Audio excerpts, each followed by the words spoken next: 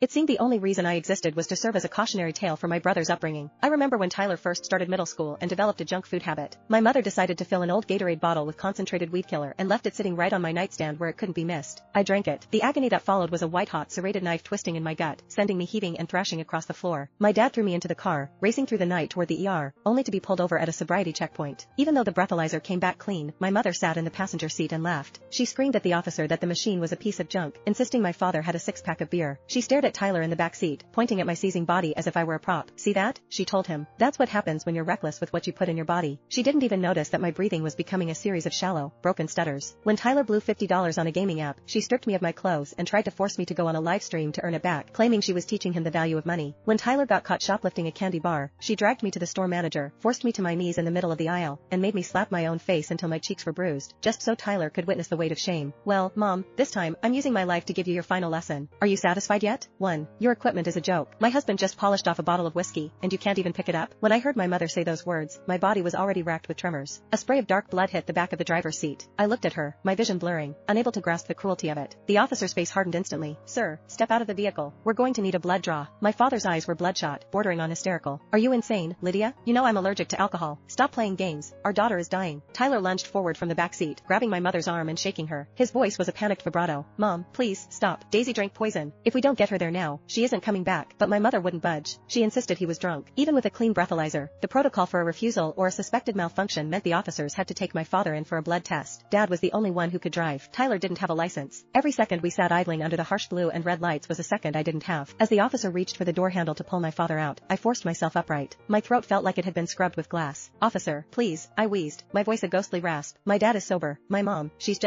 making it up. Please, I'm poisoned. I can't breathe." The words were cut short by a violent, wet cough. Thick, copper-tasting blood spilled over my lips. The officer's expression shifted from professional sternness to pure alarm. He knew what weed killer did to a person's internal organs, but it was the height of rush hour. The intersection was a gridlocked nightmare, and the small task force at the checkpoint was already stretched thin. There wasn't a spare cruiser to rush me to the hospital. He glanced at his body cam, then barked at my mother. "Did he drink or not? If he's sober, you leave now. If you're lying about him being drunk and he actually is, the consequences are on you. Decide right now." I looked at her, tears streaming down my face. "Mom, please tell the truth. I'm slipping. Just tell them the truth. Let me live, and I'll let you punish me however you want later. I'll do anything." People in the cars nearby were starting to roll down their windows, shouting, "Lady, look at your kid. Just get her to the hospital. What kind of sick joke is this?" Stung by the public judgment, my mother finally waved a dismissive hand at the officer. Fine. Good lord, everyone is so dramatic. I was just having a little fun." The tension in my chest eased for a fraction of a second. My body went limp against the upholstery. But just as the officer backed away and my father went to shift the car into drive, my mother let out a sharp, mocking chirp of a laugh.